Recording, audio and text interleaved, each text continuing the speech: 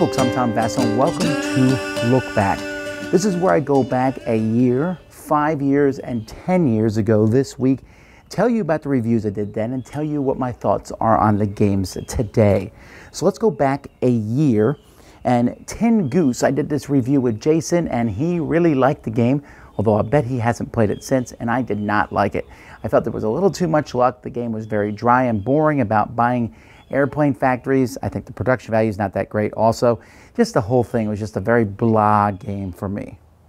Aquarium, this is a game from Z-Man. This is one of the last games they printed before they were sold to Fantasy Flight Games or Asmodee. And it's just shy of being good. There's getting the different cards, getting the different sets of fish, but it just doesn't work for me.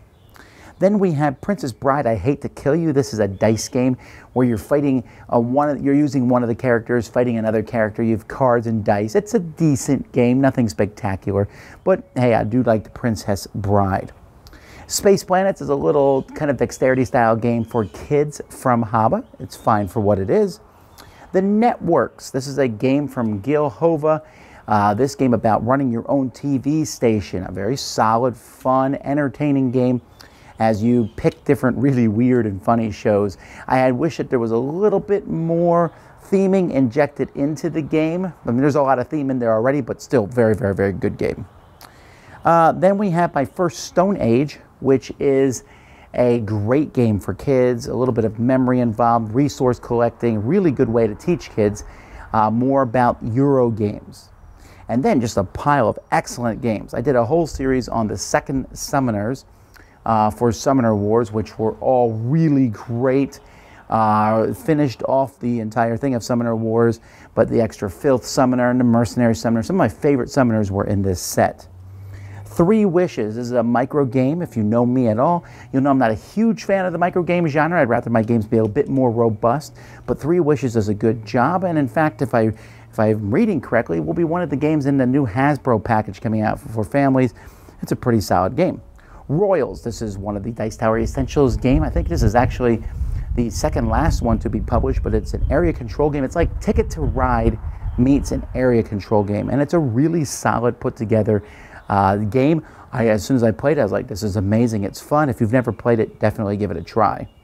Ghost Fightin' Treasure Hunters. This is a cooperative game for kids, which was rethemed later on in the year to the actual Ghostbusters. But I just really enjoyed this. As you go around, it's a little bit a roll move as you move your ghosts around, your ghost hunters around, find ghosts, fight those ghosts, but the way it works together, I just found that the kids really, really enjoyed it. Sushi Go Party, this game is amazing. It is such a cheap price point. Sushi Go is just a drafting game. You pass around cards, collect, reveal these cards. Cards give you different points. But Sushi Go Party then had many different ways you could play the game. It was such an improvement on Sushi Go that I don't see any reason to buy Sushi Go, especially, like I said, how cheap it is. And then Prodigals Club, which was a game where you're trying to lose your money, your respectability, and your friends. Not something you want to do in real life, but it really worked well in this game. There's a lot going on, but an excellent game. In fact, Prodigals Club, Sushi Go Party, Ghost Fighting Treasure Hunters, Royals, Three Wishes, and the Second Summoners, all those games are still in my collection today. 5 years ago, I only reviewed a couple games. Take It or Leave It, which was a dice game with my kids. I thought was okay as you roll dice and then take these dice and use them to do things. One of my kids liked it, the other did not. Scallywags, this is a pirate game where there's coins face up, face down, a little bit of memory, a little bit of card play, decent for what it is. Then, 10 years ago, I actually reviewed a lot of games. Proxima Obitara, which was a game I hated, like with a fierce passion. I'll be a little nicer today. But the game was just about buying and selling in stores and stuff, but then it had this random luck thing to add it that just really threw the whole thing off. I hated that. Nacho Loco is probably good if you like Uno, but it's really what it is, just a variant on Uno. Not a big fan.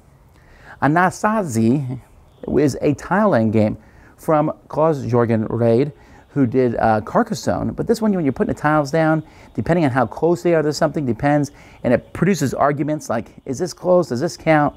And I'm not really in the mood for that these days, so I've dropped my rating on that one. Same thing with Treasure Fleet.